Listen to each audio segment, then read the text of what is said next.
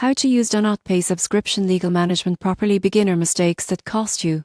DoNotPay promises to simplify subscription management, but most beginners make mistakes that cost them money or create unnecessary headaches. You won't believe how small errors can lead to lost savings or missed cancellations. The first mistake is not connecting all your subscriptions to the platform. Many users link only one or two services, leaving recurring charges unnoticed. To properly use DoNotPay, make a complete list of your subscriptions and ensure each one is linked for monitoring.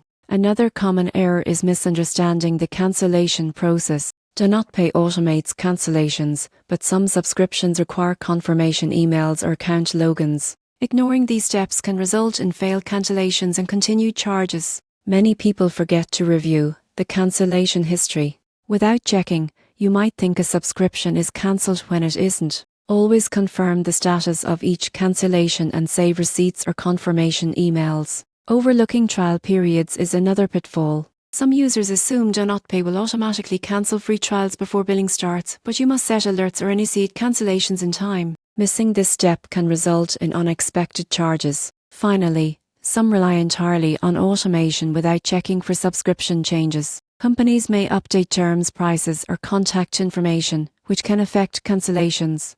Regularly review your subscriptions and adjust DoNotPay settings accordingly. To use DoNotPay subscription legal management properly, link all subscriptions, follow each cancellation step carefully, confirm statuses, monitor trial periods and check for updates. Avoid these beginner mistakes and you'll save time, prevent unnecessary charges and manage subscriptions like a pro.